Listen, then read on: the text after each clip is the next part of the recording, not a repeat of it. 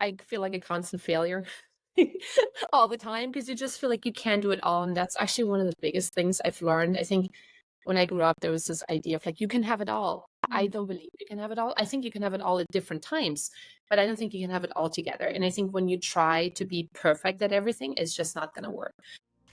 Our guest for today's episode is Anita Anthony. Anita is the CEO of Talera, an on-demand platform for professional English and culture training that she co-founded 7 years ago. Under her leadership, the company has grown to reach professionals in over 50 countries, working with some of the world's most well-known and forward-thinking companies. Prior to that, she spent over 10 years working on numerous international TV, film, commercial, and stage projects. Her work has been featured in the New York Times, BBC, Huffington Post, and CBS, amongst others. For more information about Anita, be sure to visit the show notes.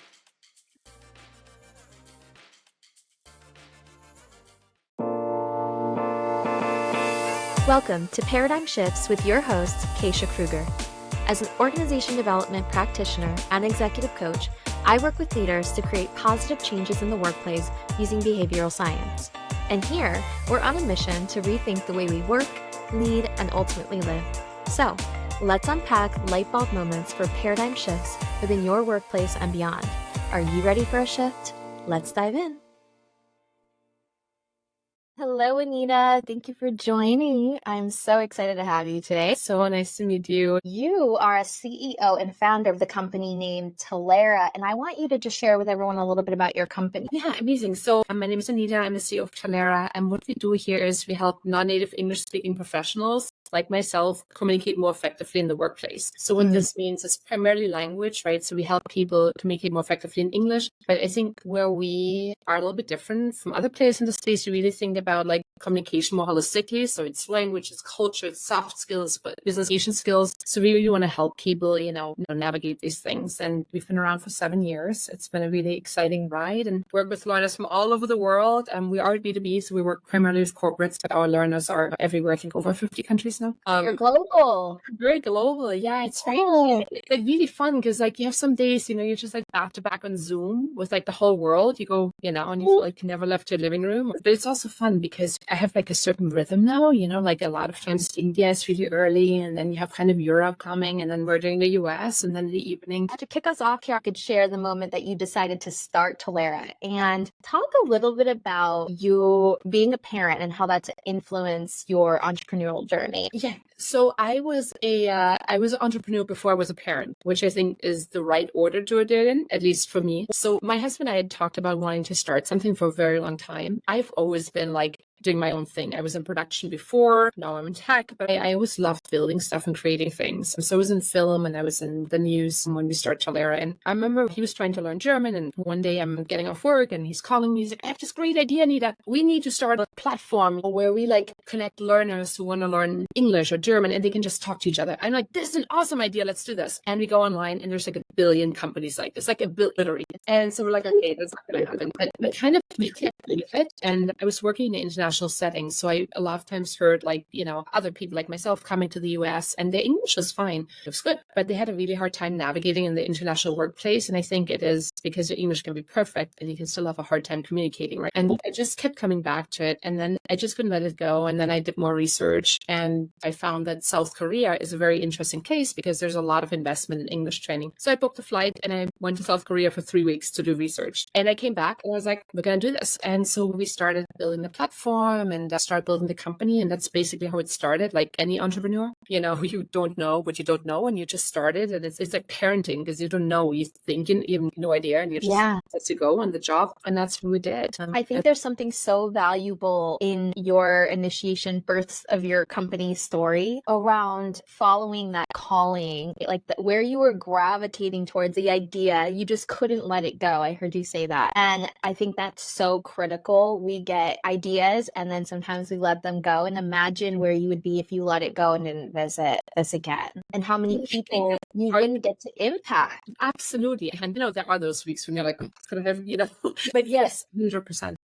And so your company came first and then you were a parent. Tell me about that. Yeah. So I really wanted to have kids with my husband. And I have a company. This is like, we can have kids in a company. And I had this really wise friend who said, there's never the right time to have kids, which is really true. So I was like, let's do this. And I got pregnant and I was so excited. And I'm like, I think now we're in I think we're going to the third year or something of building the company. And, we're doing this. I'm getting pregnant. I was traveling and we were building the company. Everything was great. My child was supposed to be due when was it? May 29th. And like in March, I was invited to be on this panel. I was already really showing because it's like a couple of months ahead. And it's this panel, like it was like some French organization. It was amazing. I'm standing there. I'm feeling like I'm doing it. I'm like this pregnant woman, like being, running this company. And it was amazing. I still remember it because it was such a great evening. And then a week later, I had like the contractions. I'm like, oh, I'm going to labor. So we, went to the hospital and I had a placental abruption, which I'm not going to go into detail, but I lost my baby at 35 days. I'm so sorry. It was tough and it shifted everything, because it was horrendous. I almost lost my life. It was crazy. It was just horrible, but the company needs to keep going. And so I just did it. I mean, it was a strange thing because I felt like a parent. I planned to be a parent and now I'm not. And it was strange. Most clients didn't know. They probably still don't know that happened because I was so like, I wanted to wait until the end. I planned to go right back into work because you do. And so I'm in this weird universe where I'm like continuing as normal and people don't know what's happening. So I'm like crying, getting on a Zoom call, crying again, getting on a Zoom, you just kind of backgrounds. And I wouldn't do it that way again, but at the time that's what I needed. And so, it was really crazy. The weird thing is you go into this like fog. It was like in this fog and it's really crazy because I remember the first time I snapped out of the fog. So this happened in March, was in June, and one of our first time customers renewed with a very big contract. And I still remember it because it was the first time that I was kind of a little bit excited about something again, work related, because I've never told this client this. They don't know, I'm not going to share today, but it was just a really big deal. And it made a super positive impact in a time where they might have realized it for you. Oh, absolutely. That's exactly what it was. And it was this random thing, and, I got pregnant again fairly quickly. And that was really just, it was like trying to keep, doing the company, being pregnant, being super, of course, all the time scared. And then COVID came. So now I'm like 7 months pregnant. There's COVID, there's a company, there's this anxiety all day long. Strangely enough, I think for us, it allowed us to really kind of just focus on our son when he was born. And I think I was able to do that. I think if we hadn't had the loss, I would have never, I think I give a lot of space to my children because of that. I don't know what type of a parent I would have been, but because of it, I'm every day just very grateful that they're here. Like I very rarely complain how hard things are and hard, right? It's hard to parent and to run a company, but it's like I give a lot of space to our children, and I think that is because of that, and I think that would have the difference. I think it's important to give that piece of insight into our parenting journey because it informs everything else that's been happening since and how I think about parenting and running a company. So that was a very long-winded response, but that's basically. Yeah, no, I mean, first of all, thank you for sharing that. I truly believe there are so many women out there in leadership roles, whether it's in the C-suite or it's a senior level position or an entrepreneur like yourself, who are likely trying to balance personal and professional. Because first of all, I'm so glad for the birth of your son and like that beautiful ending to something that wasn't necessarily a great start. And so I'm curious, when we talked a little bit about the birth of your company and then the stillbirth of your child, and what impact did that have on you running your business? And you gave us a little insight into how it was built to feel excited about things, right? And positive. But how did that impact the way you showed up as a woman in your business and running your company? It's very interesting because I think the way I showed up, I think looking back, it wasn't the best way and I wouldn't encourage it with my own team. Like, well, it's nobody else's problem. My job is to keep going. I think that's how I felt. This is my personal issue, but that's not my client's issue. It's not my employee's issue. So I just try to keep it together. And it was very clear that I couldn't, I have this wonderful, wonderful colleague / friend, Christina, she just was like, she's amazing. She was just running things when I couldn't. But I think, having gone through it, I think I'm definitely much more mindful when things happen in other people's life. I think it's given me way more empathy. I think in the end, I think it's tough thing to say as a CEO, but I think as a boss or as a human, I think in the end, there's just certain things that are just more important than work. And so, if I have to sense that something goes on with somebody in my team, or I, try to be mindful of that and just always understand, like, even if things are crazy, like sometimes there's just things, and we don't always need to know. And it doesn't always have to be the worst of the worst, but you just have to have a compaction, I think. I think that's really, really important. So I think it's made me much more empathetic, much more aware of other people's struggles. I think that's a huge one, employees and friends and everyone, my own kids, like everyone. So also things around just parenting, struggles in parenting, struggles becoming a parent. Like, I think it's just really opened me up to a whole new world. And I think that is really important because it's what you said earlier, right? There's all these women, we are in leadership positions, are not in leadership positions, we're just working. And most of the time you're just supposed to show up and function. And I'm not sure that's the right way. I think sometimes you have to just show up and function. Like, I do think there's just a time. There's just not always a time and place. I think it is important to show empathy and compassion as an employer and just as a human. Yeah, as a human, right? And I think that there are a lot of valuable lessons learned that you just shared that will be really cool to see feedback and hear from others, like what insights they've learned if they've gone through something similar, or perhaps this could impact and support someone maybe going through a similar situation and they have this initial reaction or want to show up some way similar, how they can maybe help themselves change course. Yeah, absolutely. Okay, so now you have a son. How old is he? He is almost 4, and I have also a daughter who is almost 2. Yeah. So 2 success stories, beautiful. I'm curious, balancing parenthood and leadership is not an easy thing to do. And whether you're a woman or you're a man and you're a parent, I know there's plenty of leaders out there who are wondering what strategies or best practices are there effective in maintaining balance while you're building a successful company. Can you share a little bit about that? I feel like a constant failure all the time because you just feel like you can't do it all. And that's actually one of the biggest things I've learned. I think when I grew up, there was this idea of like, you can have it all. I don't believe you can have it all. I think you can have it all at different times, but I don't think you can have it all together. And I think when you try to be perfect at everything, it's just not going to work. Like with my kids, for example, like I would love to spend all day with them. I love hanging out with them. They're awesome. I just really enjoy hanging out with them, but it doesn't work great. I can't do that all day because I'm building a company. But my dad had his own company when I was little, and so when I became parent, I was like, "How did you do it?" And he was a single dad, so it was like a full another thing. And he was like, he always really time blocked. Like, he made sure when he's with us, he's with us, and when he's at work, he's at work. So that was one of the biggest things I've learned, and I will tell that to everybody.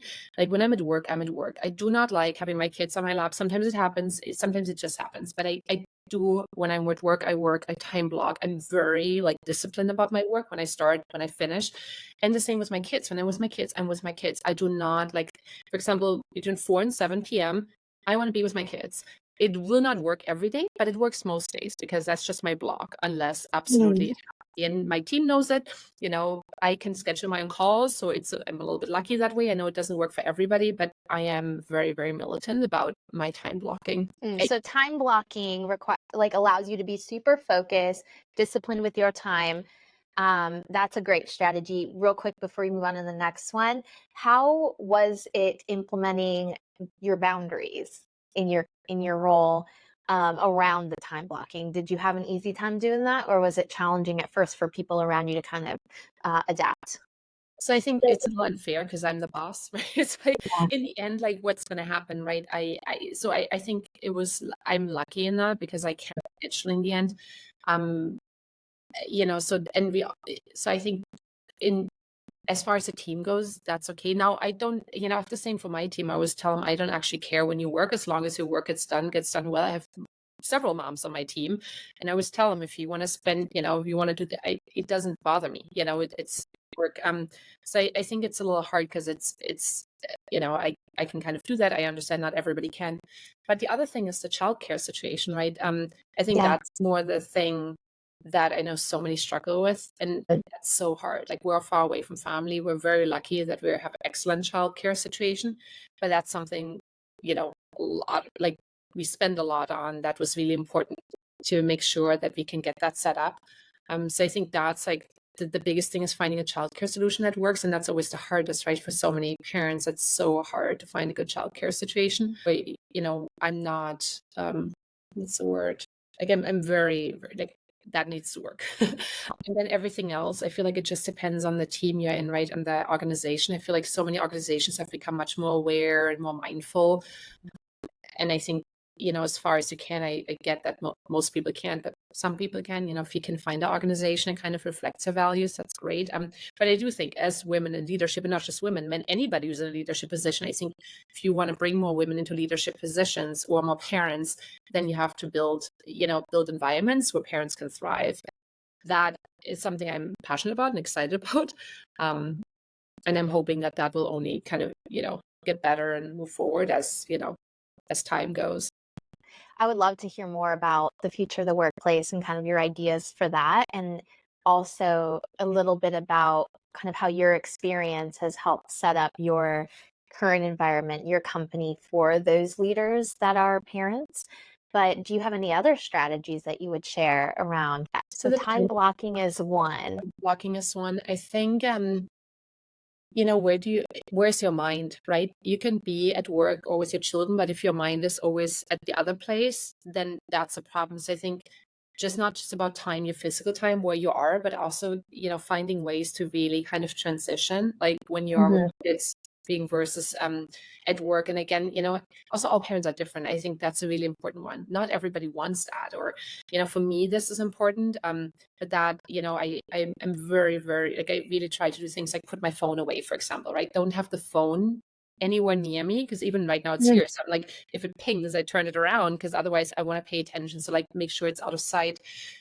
It's like small things, the physical space, like where do I work versus where are my children? It's things like that. And then like as a family, we have a lot of structure as a family. The kids get to do a lot of fun stuff, but we have a lot of structure. And I think because there's so much structure, it works for the kids, it works for us. So that kind of ties back into work. But I think it is that like just kind of a separation when you can is like, because I think one of the things is you're just constantly running, right? If you're constantly worrying about this, that's just really hard. And then the third is like get help whenever you can. If that's your friends, if it's your parents, if it's paid help, I don't know. And again, this is like the ideal world. It's not, possible for everyone, but getting help, I think, is really important. Like I just know I can't. I don't have time to cook. I love cooking. I want to cook, but my husband has to cook. I think that's the other one. Like I feel like if you have two parents working, then I think it's super important that two parents also parent. I'm extremely really, really lucky that I have a husband who parents and doesn't just show up here and there. Like he parents, I parent, and I think that makes it so much easier. It's the same. He has to travel. I have to travel. Who gets to travel? How do we do it? And we're equal. I think that's like something that's so underrated that I think in the public narrative, and also I think how women feel a lot of times, they feel like it's all on us and we have to sort it out. But I think if you're a family unit, it's not just you. I think it's also your partner. And I think that is, again, you can't always, you don't know how it's going to be before you have kids. But that is a really big one, I think. Yeah, so time blocking, creating a physical environment that aligns you with your goals and your objectives and the intended outcomes. And then, as you said, ask for help when you need it, right? Don't feel like you have to do everything on your own. Those are great best practices and strategies to share around maintaining this balance when you're building a company. It is worth noting, like you had mentioned, that some people, some of those things are possible and really simple to do, and for others it might not be as obtainable, and that's a reality. Like if there is a single parent out there who's also in a leadership role, they might not have that co-parent that they can share those responsibilities with, and so that third strategy you mentioned around asking for help is going to be really critical. Accepting the reality that you can't do it on your own, just making sure that you are effectively using all the resources around you. Absolutely. And I saw that, like my father was a single dad, and he did it. And that was like, at a time when certainly not single dads and certainly not, set up like that. And that you have one parent, a parent is working. So I think that, I definitely empathize with that, because that is so hard. And I always tell him, like, how did you do that? How did you do it? I don't know. Wow. I mean, obviously you've learned a lot from watching him, and you got his entrepreneurial sense as well by building a company. I know you're really passionate and excited, as you shared, about building workplaces that really help parents Yeah. thrive. And let's talk a little bit about the future of the workplace. What are some key changes or innovations that you envision or maybe even advocate for within your own company to support working parents, particularly mothers, but all parents in the corporate world? Yeah. So I think number one, and I think the shift towards remote has done a lot of good in terms of that. I think flexible work hours, I think that's super important. Mm. I understand it's not possible for every job, it's not possible for every role, but giving people flexibility, to do what they need to do.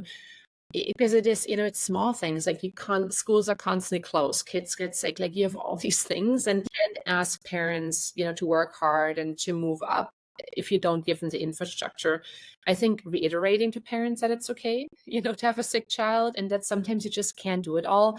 I have a couple of wonderful colleagues, who have scenario and then, they do the work at night if they need to, or they take it, I think like doing what you need to do is really, really important. I think companies should encourage that.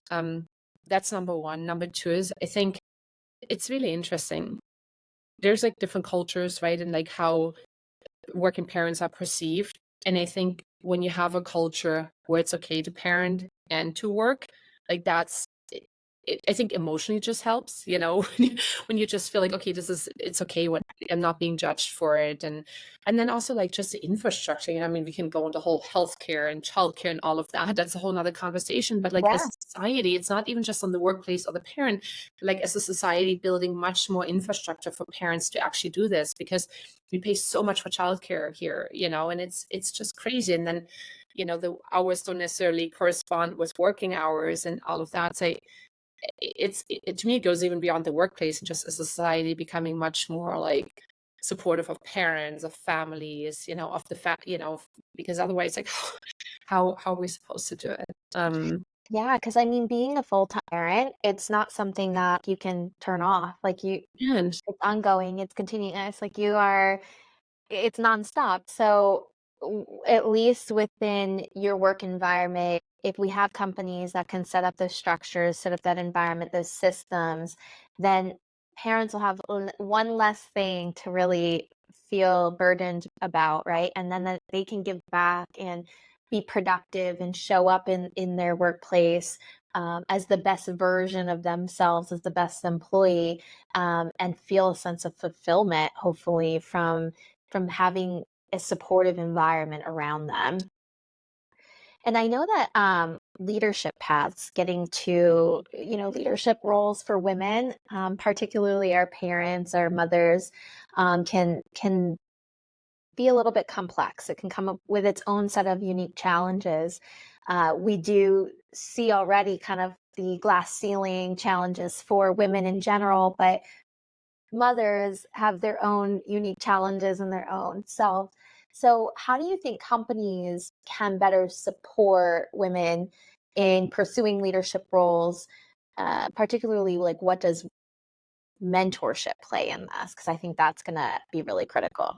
I mean, I think for you gotta get to a place where you even, I mean, it's gotten much better, right? But when you have a woman in a leadership role, that woman will just understand some of the challenges that the junior employee will feel. And so it's this chicken and egg problem, right? How do you get Yeah. people there? And then, but I think that's the first layer, like get more people in, get more women in there, or like it's because then they can be, more aware of what's actually going on. Like when I've gone through it, like you just connect differently. I think that's the number one. And then mentorship, I think it's so important, right? Like and that's, I think, going back to what I said earlier, like when I had my journey, I was very much like, I just need to suck it up and just kind of get through it. It's my problem. But I think there has been such a shift around leaders being more vulnerable, being more aware of the challenges that they face. And that's so important. Like if I Mm. always come across like I have it all together, how is, more junior employees supposed to, not feel like, oh, this is what I have to do. But I don't think that's real. Like I love Jacinda Ardern, the former Prime Minister of New Zealand. And always felt like she was so like real with a lot of this. And that even for me, I'm like, wow, like, it just makes me Yes. feel like, okay, I'm not a loser. I'm not doing something wrong. It's just really hard. And so I think that's it for me, like more vulnerability, more conversations around it. And I also don't think you have to have a conversation about everything all the time, but just asking, checking in, if you are aware of something going on in somebody's life, like giving them the space and also opening a door to have them talk to you. I think it's just so important. I think so much more is like just signaling and being a good example. It's like children, right? If I do one thing one way and I tell my child you have to do it this way, like if I always tell them say thank you, but I never do it, how are they supposed to learn it, right? And that's why I'm like, Yeah. I've made mistakes myself that I'm, now becoming a little more mindful of. Right. You know, There's so much to unpack there. I think the first thing that you say about having more representation for women in the leadership or the C-suite is a really natural and critical first step. It's essential because, as you said, they will understand 50% of the employee population, right? Or whatever makes, the women make up of an employee population. And that's a good portion of an organization, and those needs might not be represented in the leadership team. And the leadership team is what informs a lot and influences a lot of the direction of the company. So I love to hear that. And I think that's common sense in that as a great objective for all leaders and for all organizations. And then the second thing you said around kind of being a good role model. I think there's so many parallels between effective leadership and like really good parenting. And I think you're hitting up on a lot of these that I'm seeing how well they connect and correlate.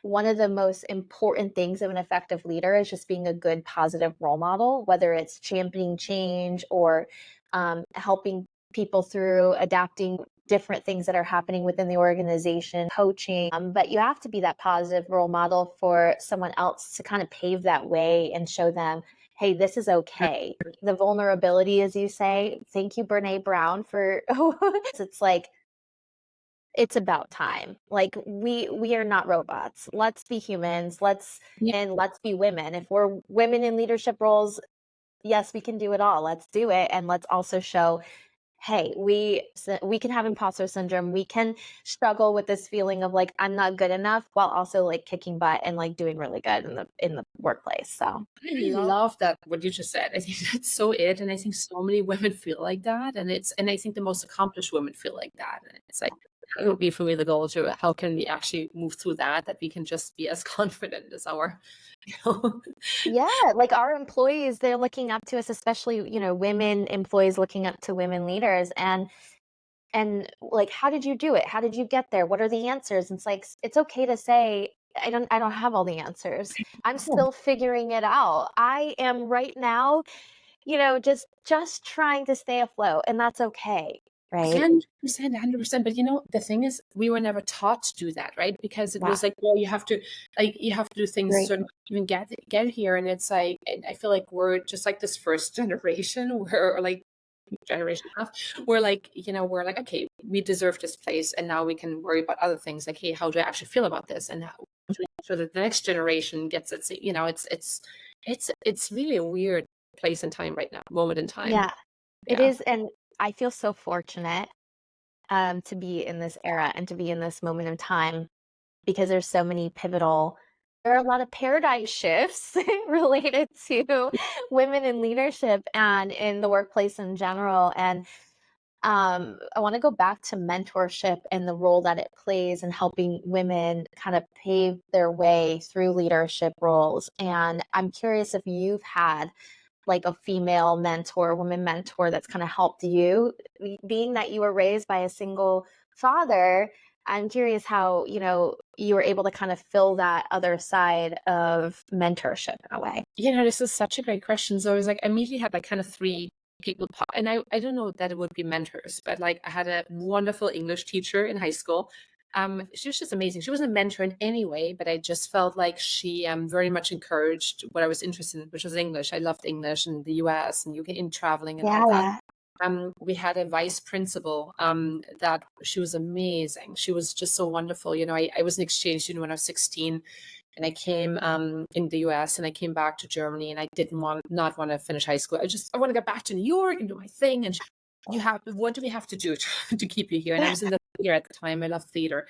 So she really she created this like space where I could I was teaching the fifth graders. I had this theater club, so these were kind of like, even in high school, they weren't necessarily mentors, but they just saw that I needed it, that I was very proactive, that I liked to build things, and that I wasn't going to just be okay just taking stuff in. Like I need to also create. And so I'm very very fortunate. I don't think I've ever told either of them that, but that I had that. And then later when I was in New York, so I came here, and I worked in performing arts for the first few years, and I had this, she was amazing, this manager, Davy, and she's just unbelievably wonderful.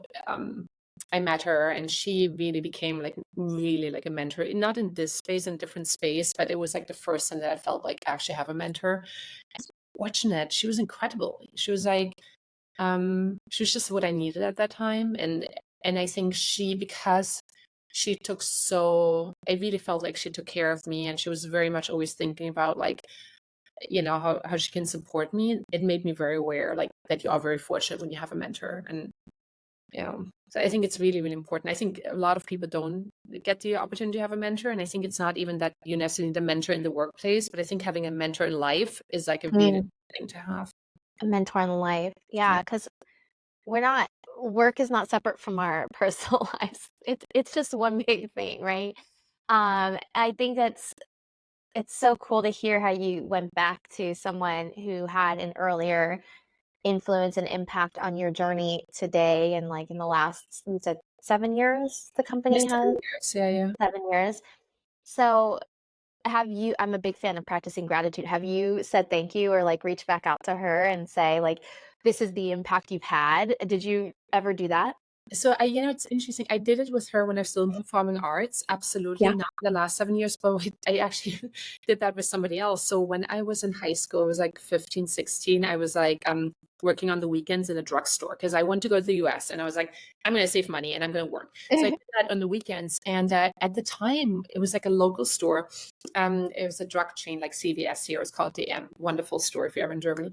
And I had this manager who was probably in his late 20s at the time, and he was just great.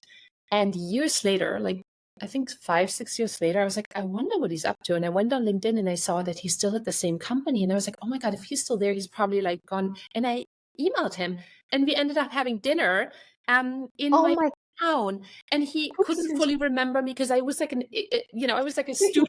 And I was like, you don't, and it was so amazing for him, I think, to hear that like he was, I was like the student worker, and it had such an impact on like, I was able to save money and to come here and do all these things. So I very much believe in gratitude. Like I'm actually every day I feel like I'm so lucky, even in the toughest of times. I'm always like, I'm so lucky to get to do what I do, have a lovely family and friends. And so I very much believe in that. I have reached out to almost everybody at different times, even specifically in the last 7 years, because it's been a different, like, I think it's been a different place, but I have in the past. So yeah. And I think it's important to sometimes reach out to people and just go like, I was thinking of you. Like, it's just nice, 100%, 100%. And now I want you to flip it. So those individuals were impactful in your world to who you are today. Now imagine all of the individuals, all the women, all of the people that you are showing up as that person for others. So how cool is that? Like with what you're doing today, you're influencing and having a positive impact on so many that maybe haven't had the opportunity to reach out and thank you yet. And it's coming. I know it's coming your way because I can only imagine how much influence and support you've been, especially on the topic of like supporting women and leadership. So I also want to just chat with you a little bit as you reflect on your journey. What has been one of the most surprising lessons about entrepreneurship and parenthood? Oh, this is such a good question. I think the biggest lesson with entrepreneurship is it's always harder than you think it is. And I think that it's like just keeping a long breath is really important, and to know when it's really bad, it's also going to be really good again. Like I feel like, and that's actually also in life. I think life is like this strange roller coaster, right? Like I feel like sometimes when you're just at the bottom of things, I always feel like it can't get much worse. So now we have to go up again.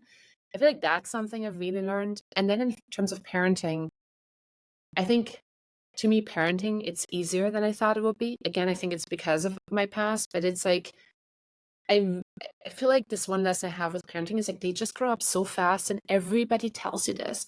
And so I know I've talked to many parents, who have older kids that like enjoy the time now because they're literally like it goes so fast.